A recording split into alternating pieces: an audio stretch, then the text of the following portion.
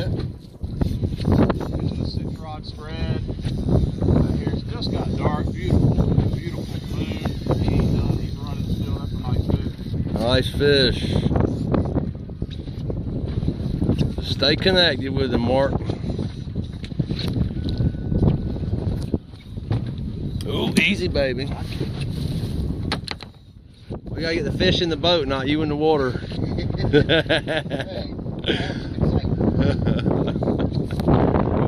Yes, sir, rolling. A lot of you know, world record, red drum, came right out of North Carolina water. You see them 50 inches plus on the regular out here during this Neuse River fishery. Mouth of the Neuse River, Pamlico Sound, Pamlico River, there he is on the water.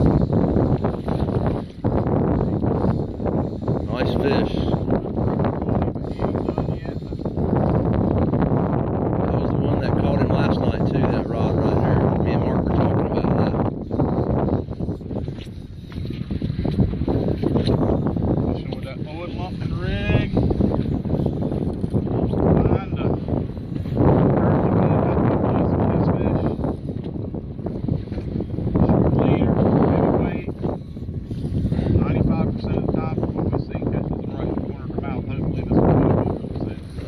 Now last time, the last fish we just released, he was down in the throat. We made a few light attempts to get it out. We were unable to do so. I unclipped the snap swivel and let him have the entire rig. Do not try to dig it out. Our decision is to let him have it. Looky there, that's a nice fish right there. Every time that hook's disappeared, they got crusher plates. They're designed to eat crabs and clams and stuff off the bottom of the ocean floor, so they can manage to hook them. Getting rid of it on their own a whole heck of a lot better than can you reaching in there and forcing it out. And a modern safe circle hook's designed, it will rust away. Pretty doggone rare that happens. I think that's 2, maybe 3 fish out of 100 that we've caught. Yep, I think. Not seen hook right in the corner of the mouth. That's right. Try to protect these fish the best you can if they're the spawning status for. That's right. Red drum, every puppy drum we'll catch all year round comes from these fish right here. Future generation of the fishery, these fish can be 20 to 40 years old. You know, you wouldn't just go be reckless with a 20-year-old or a 40-year-old person that you cared about. Care about the fishery and protect it for future generations.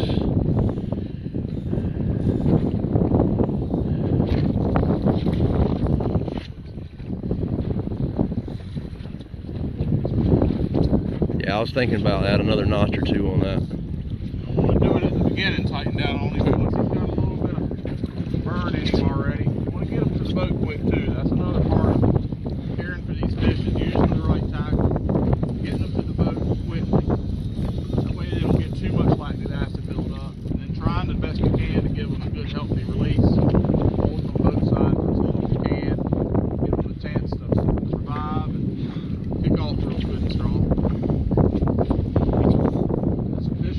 Taken off over the past 10 years, a lot more people doing it, and with that there's a huge responsibility to provide some education and make sure people know what they're doing when they're out here, so that we can try to make sure the more pressure there is on them, the more you worry that there's going to be more restrictions on the fishery, and nobody cares about it more than us, but at the same time we don't want the government have to step in and enforce regulations. We'd rather be able to manage it on our own.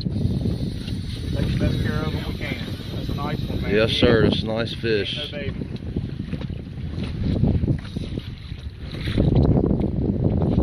One of you will give out here in a few minutes.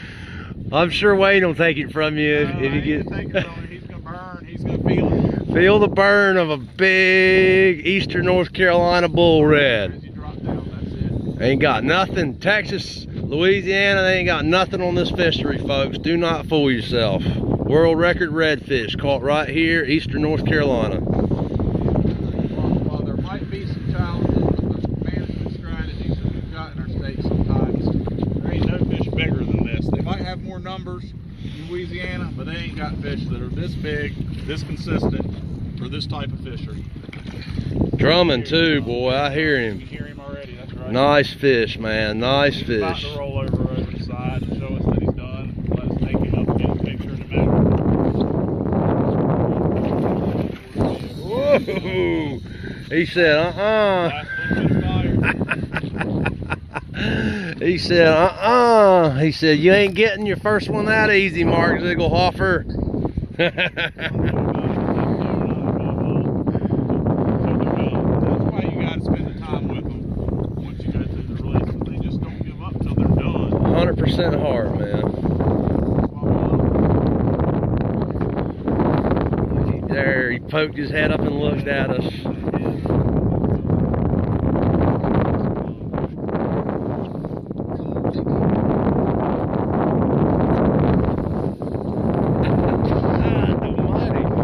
He got heart, this boy does.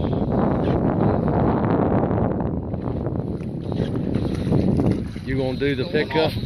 You gonna do the pickup, Wayne? Yeah, I'll get it that way. You can just keep doing what you're doing.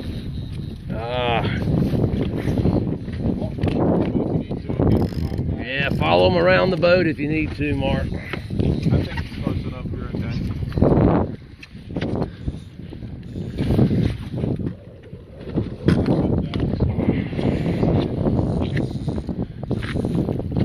Just about to gets that wind on and he takes it back. He says he's got something on his mind besides getting in this boat. I can tell you right now. I can tell you right now. This is Mark Ziegelhofer's first fish, by the way. First big bull. He's caught plenty of puppies with me. Slots, upper slots.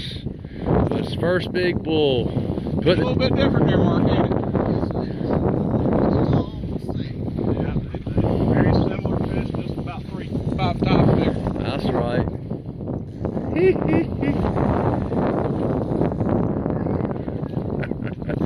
He must be hooked good, that's all I can say.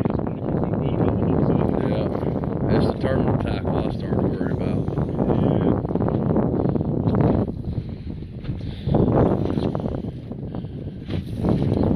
Yeah, give it a notch if you can. I don't want to go too tight on it. I like to tighten down if the fight comes coming in a little bit. I've seen some of them, you lose them that last minute. That's We'll right. lose this first fish. We'll play him as we need to. This is the time you're enjoying that fish. You got that connection with it. Come on, Pete. Come on. Get his head up. There Nice you go. fish. Get that head up. Pop down on him one time. Get that head back up. There you go.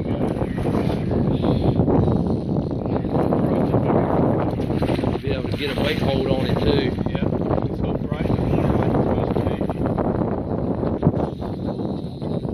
Go under the boat, go under the boat, under the boat, under the boat, under the boat, under the boat.